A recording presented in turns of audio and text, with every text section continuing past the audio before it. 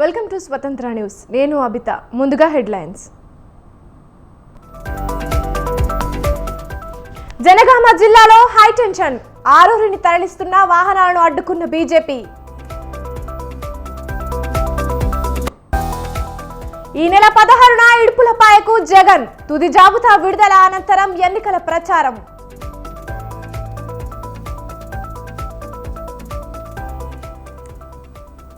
వైసీపీలో ముద్రగడ చేరిక వాయిదా.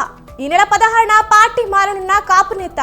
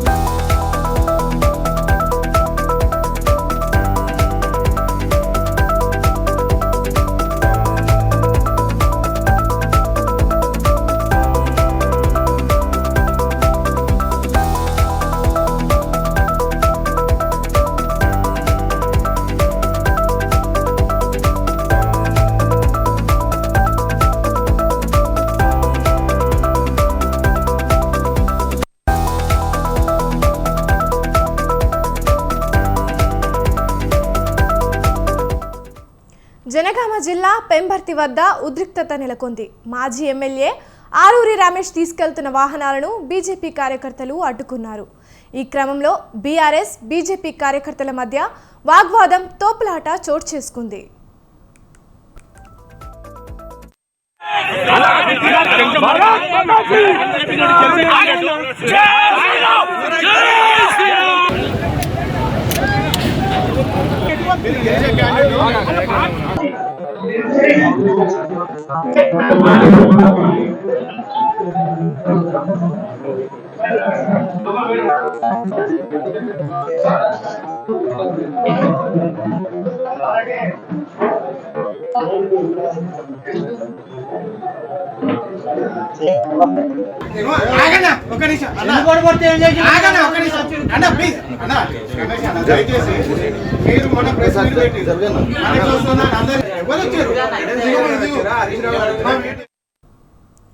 అంతకుముందు హనుమకొండలోని ఆరూరి రమేష్ ఇంటి దగ్గర హైడ్రామా చోటు చేసుకుంది.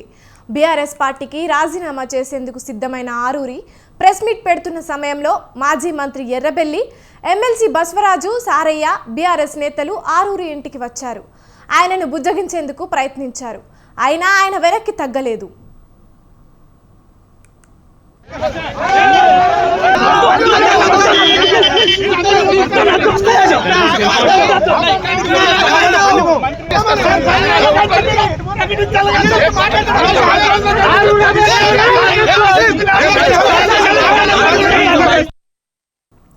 ప్రెస్ మీట్ పెట్టేందుకు సిద్ధమై కూర్చునే ముందు ఆరూరి రమేష్ ను బీఆర్ఎస్ నేతలు ఇంట్లోకి తీసుకెళ్లారు. మాజీ మంత్రి హరీష్ రావు ఆదేశాల మేరకే తాము వచ్చామని నేతలు చెప్పారు. సాయంత్రం హరీష్ రావు వస్తారని, పార్టీ మారొద్దని బీఆర్ఎస్ నేతలు ఆరూరికి నచ్చజెప్పారు. పార్టీకి రాజీనామా చేయవద్దని బీఆర్ఎస్ నేతలు ఇంకా ఆరూరి రమేష్ ను బుజ్జగిస్తున్నారు. మరోవైపు ఆరూరి బీజేపీలో చేరుతున్నట్లు ప్రచారం జరుగుతోంది.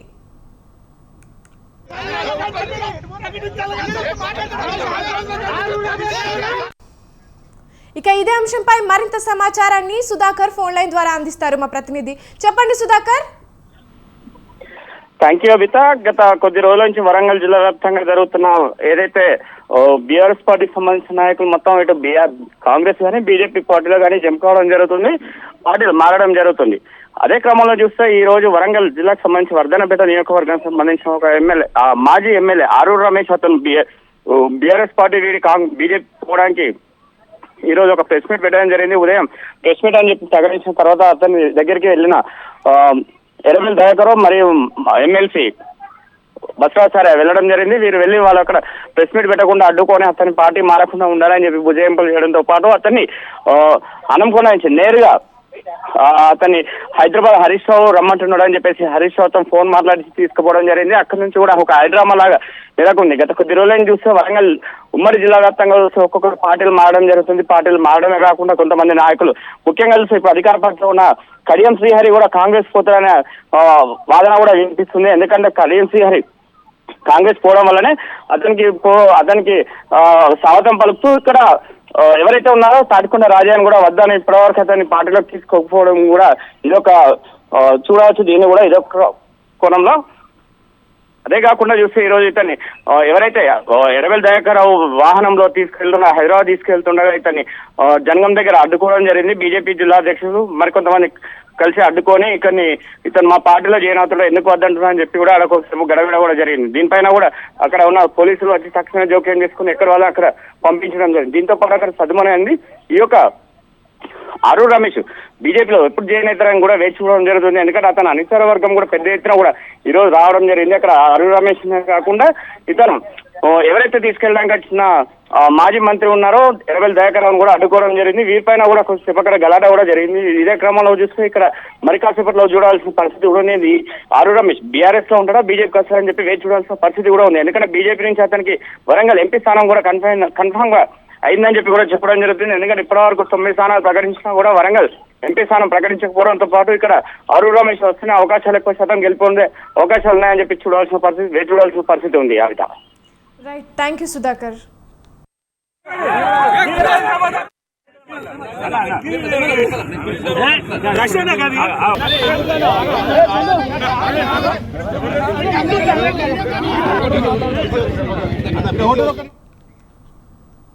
పల్నాడు జిల్లా చిలకలూరిపేటలో బొప్పొడి వద్ద ఈ నెల 17న భారీ బహిరంగ సభ జరగనుంది.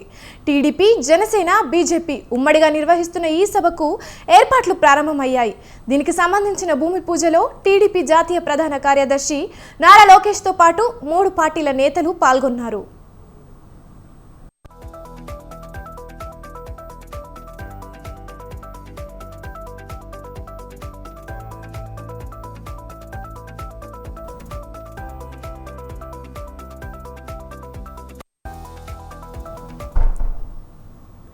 సభా ప్రాంగణాన్ని టీడీపీ రాష్ట్ర అధ్యక్షుడు అచ్చెన్నాయుడుతో పాటు బీజేపీ, జనసేన నేతలతో పరిశీలించారు.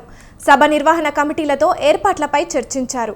లక్షలాదిగా ప్రజలు తరలి రానున్నారని వారికి ఎలాంటి అసౌకర్యం కలగకుండా జాగ్రత్తలు తీసుకోవాలని సూచించారు. ఈ సభతో ప్రధాని నరేంద్ర మోదీ, టీడీపీ అధినేత చంద్రబాబు, జనసేన అధ్యక్షుడు పవన్ కళ్యాణ్ ఒకే వేదికపై కనిపించనున్నారు.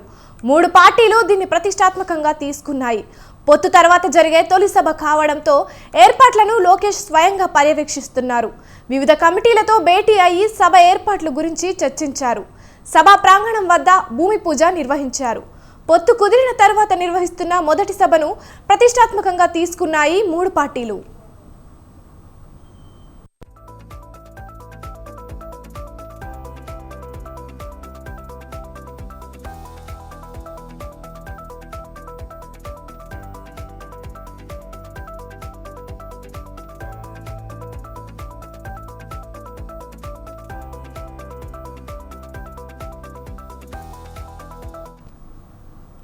రెండు 2014 అసెంబ్లీ ఎన్నికల తర్వాత ఒకే వేదికపై మోదీ, టీడీపీ అధినేత చంద్రబాబు, జనసేనాని పవన్ కళ్యాణ్ కనిపించనున్నారు.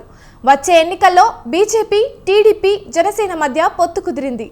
సీట్ల సర్దుబాటుపై క్లారిటీ వచ్చింది. ఇక ఎన్నికల ప్రచార బరిలోకి దిగాయి 3 పార్టీలు.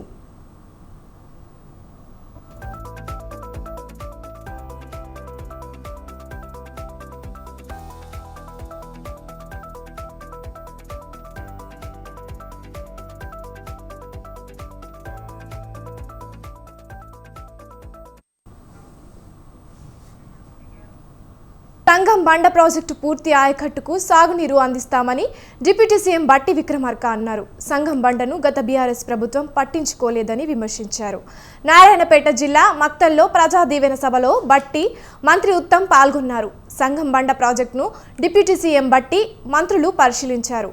మక్తల్ నియోజకవర్గం నుంచి అన్ని ప్రతిపాదనలను ఆమోదిస్తామని మంత్రి ఉత్తమ్ తెలిపారు. ఉమ్మడి పాలమూరు జిల్లాలో కనీవిని ఎరుగని రీతిలో సాగునీటి ప్రాజెక్టులు నిర్మిస్తామన్న మంత్రి, గత పాలకులు పైసల కోసమే ప్రాజెక్టులు కట్టారని ఆరోపించారు. సంగం బండ ప్రాజెక్టులో గతంలో ఇప్పుడు ఏం జరుగుతోందో అందరికీ తెలుసని మంత్రులు చెప్పారు. లక్షలాది మంది కోట్లాది మంది కాంగ్రెస్ కార్యకర్తలు మీ చెమట రక్తం మీ త్యాగం మా గెలుపు వెనుక ఉందని చెప్పి మేము గుర్తిస్తున్నాం. అక్కలు చెల్లెలు చాలా ఓపికగా మీరు వచ్చి కూర్చున్నారు. మీకు కొన్ని శుభవార్తలు తెలియజేయాలి. అర్హత ఉండి నిరుపేద కుటుంబాలకి ఎవరికైతే రేషన్ కార్డు లేదో మా ప్రభుత్వం అందరికీ కొత్త రేషన్ కార్డులు ఇవ్వబోతుందనే విషయం కూడా నేను సభాముఖంగా మనవి చేస్తున్నాను. రాహుల్ గాంధీ గారికి సోనియా గాంధీ గారికి అత్యంత సన్నిహితుడు, మీ ఎంపీ కాబోతున్నాడు.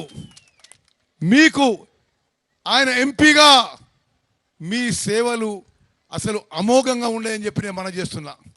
మరి నేను 6 సార్లు ఎమ్మెల్యేగా ఎంపీగా వరుస గెలిచిన నా అనుభవంతో చెప్తున్నా, వంశీ చంద్రెడ్డి గారిని మంచి మెజార్టీతో గెలిపియండి. మక్తల్ కాన్స్టిట్యున్సీకి ఈ మహబూబ్ నగర్ పార్లమెంట్ నియోజకవర్గంలో ప్రతి ఓటర్కి, ప్రతి అక్కకి చెల్లెలకి అన్నకి తమ్ముడికి, మహబూబ్ నగర్ పార్లమెంట్ నియోజకవర్గంలో ప్రతి ఓటర్కి కాంగ్రెస్ పార్టీ తరఫున నా వ్యక్తిగతంగా కూడా నేను అప్పీల్ చేస్తున్నా.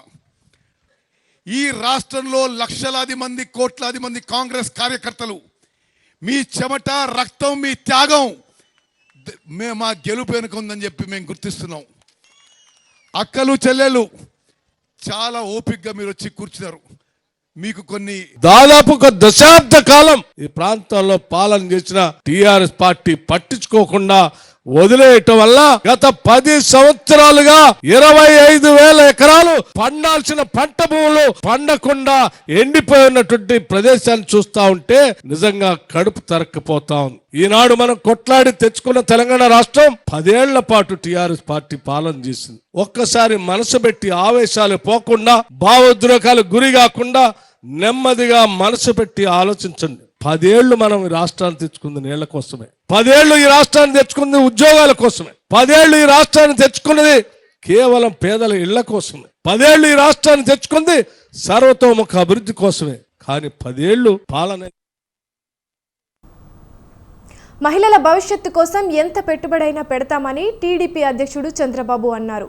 కళ్లకు రెక్కలు వినూత్న కార్యక్రమంలో పాల్గొన్న చంద్రబాబు ప్రస్తుతం ఐటీలో తెలుగు వాళ్ళు ప్రపంచవ్యాప్తంగా ఉన్నారని చెప్పారు. నైపుణ్యాభివృద్ధి కోసం ఆడపిల్లలకు ఎంతైనా ఖర్చు పెట్టే పథకమని తెలిపారు. ఉజ్వల భవిష్యత్తు కోసం ఆలోచించి ఆచరణ సాధ్యం చేసే పార్టీ టీడీపీ అని చెప్పారు. మగవారితో సమానంగా మహిళలకు సమప్రాధాన్యం కల్పిస్తున్నామని చంద్రబాబు చెప్పారు. ఈ కార్యక్రమం ఒక వినూత్నమైన కార్యక్రమం. కళలకు రెక్కలన్నప్పుడు నేను ఎప్పుడో చెప్పాను, dare to dream, strive to achieve. అదే అబ్దుల్ కలాం గారు ధైర్యంగా కలలు కనండి, దాన్ని సాధికారం కోసం కృషి చేయమని దేశమంతా తిరిగి చెప్పారు. ఈ రోజు నేను ప్రత్యేకంగా మహిళా శక్తిని గుర్తించి, మహిళలకు ఉండే అవకాశాలను గుర్తించి, మహిళల కోసం ఒక ప్రత్యేకమైన కార్యక్రమం తీసుకొచ్చాం. ఇది మామూలుగా అందరూ కూడా ఇంటర్మీడియట్ చదువుకోవడం, అక్కడి నుంచి పెద్దల ప్రోత్సాహం లేకుండా పోవడం, నిధుల కొరత రావడం, ప్రభుత్వాలు కూడా ఉదాసీనంగా ఉండడం, అంటే వాళ్ళకి ఆలోచనలు ఉన్నాయి, ప్రపంచంలో రాణించే శక్తి ఉంది, ప్రపంచానికి సేవ చేసే నాలెడ్జ్ ఉంది, అదే మరి ఒక కళ కూడా ఉంది వాళ్ళందరికీ. మీ కళలకు రెక్కలు. ఈ పౌరసత్వ సవరణ చట్టంపై కేంద్రంలోని బీజేపీ ప్రభుత్వం నోటిఫికేషన్ జారీ చేయడంపై ఢిల్లీ సీఎం అరవింద్ కేజ్రీవాల్ ఘాటుగా విమర్శించారు. దేశవ్యాప్తంగా ప్రజలు పౌరసత్వ సవరణ చట్టాన్ని ఉపసంహరించుకోవాలని కోరుకుంటున్నారని కేజ్రీవాల్ అన్నారు.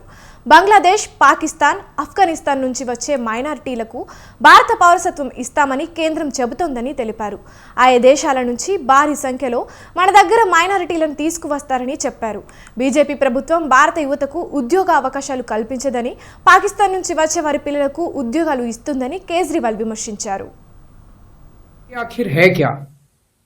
बीजेपी की केंद्र सरकार का कहना है कि 3 देश, बांग्लादेश, पाकिस्तान और अफगानिस्तान, इन 3 देशों के अल्पसंख्यक जो हैं वो अगर भारत की नागरिकता लेना चाहें तो उन्हें भारत की नागरिकता दे दी जाएगी. इसका मतलब बड़ी संख्या में यहां से अल्पसंख्यकों को हमारे देश में लाया जाएगा, उनको रोजगार दिए जाएंगे, उनके लिए घर बनाए जाएंगे, उनको यहां बसाया जाएगा। अजीब बात है ना। बीजेपी की केंद्र सरकार से हमारे बच्चों को रोजगार दिए नहीं जा रहे, पाकिस्तान से लोगों को लाके उनके बच्चों को रोजगार देना चाहते हैं। हमारे लोगों के पास तो घर नहीं है, भारत के तो ढेरों लोग बेघर हैं, लेकिन बीजेपी वाले पाकिस्तान से लोगों को लाके उन्हें भारत में बसाना चाहते हैं, उनको घर देना चाहते हैं। हमारे रोजगार उनके बच्चों को देना चाहते हैं, हमारे हक के घर उनमें पाकिस्तानियों को बसाना चाहते हैं। भारत सरकार సుప్రీంకోర్టు ఆదేశాలకు అనుగుణంగా ఎలక్టరల్ బాండ్ల వివరాలను భారత ఎన్నికల కమిషన్కు సమర్పించినట్లు స్టేట్ బ్యాంక్ ఆఫ్ ఇండియా తెలిపింది. ప్రతి ఎలక్టరల్ బాండ్ కొనుగోలు తేదీ, కొనుగోలుదారుడి పేరు, కొనుగోలు చేసిన ఎలక్టరల్ బాండ్ డిమానినేషన్తో కూడిన వివరాలను ఎన్నికల సంఘానికి సమర్పించినట్లు ఎస్బీఐ చైర్మన్ సుప్రీంకోర్టులో అఫిడవిట్ దాఖలు చేశారు.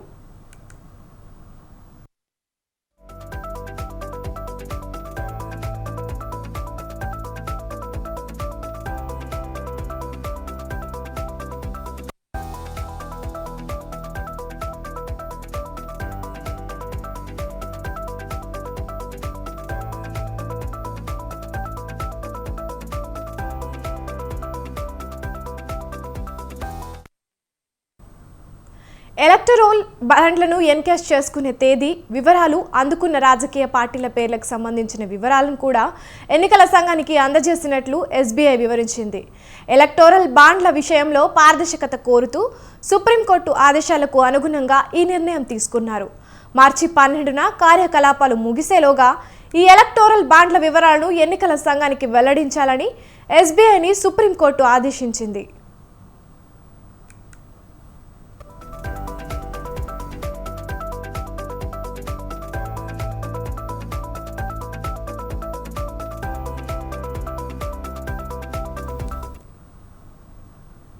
కోర్టు ఆదేశాల నేపథ్యంలో ఈ వివరాలను ఈ నెల 15వ తేదీన ఎన్నికల సంఘం తన వెబ్సైట్లో బహిర్గతం చేయనుంది. 2024 ఫిబ్రవరి 15, మార్చి 11 తేదీల్లో ఎస్బీఐకి సుప్రీంకోర్టు ఇచ్చిన ఆదేశాలకు కట్టుబడి 2024 మార్చి 12న స్టేట్ బ్యాంక్ ఆఫ్ ఇండియా నుంచి ఎలక్టోరల్ బాండ్ల డేటాను అందుకున్నట్లు ఎన్నికల సంఘం ప్రకటించింది.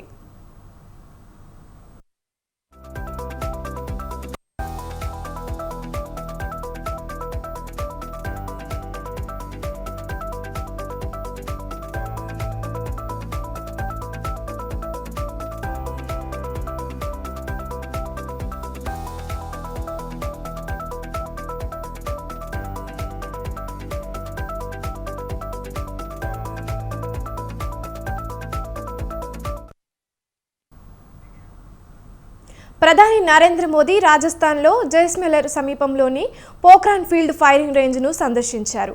భారత్ శక్తి, భారత సైనిక పాటవం విన్యాసాలను తిలకించారు. సైనికాధికారులతో కలిసి వివిధ ఆయుధ శ్రేణి వివరాలను అడిగి తెలుసుకున్నారు.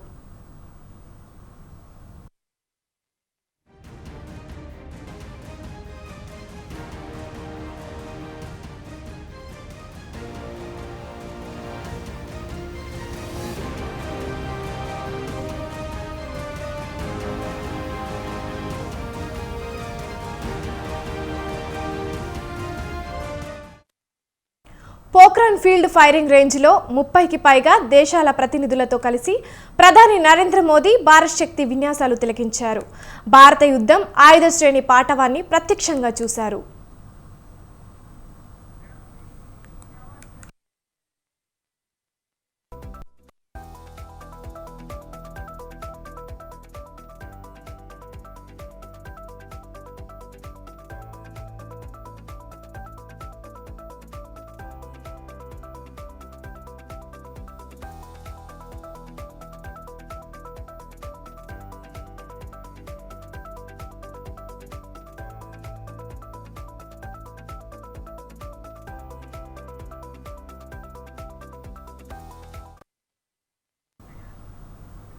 ఇవి ఇప్పటివరకున్న బులెటిన్ అప్డేట్స్. చూస్తూనే ఉండండి స్వతంత్ర న్యూస్.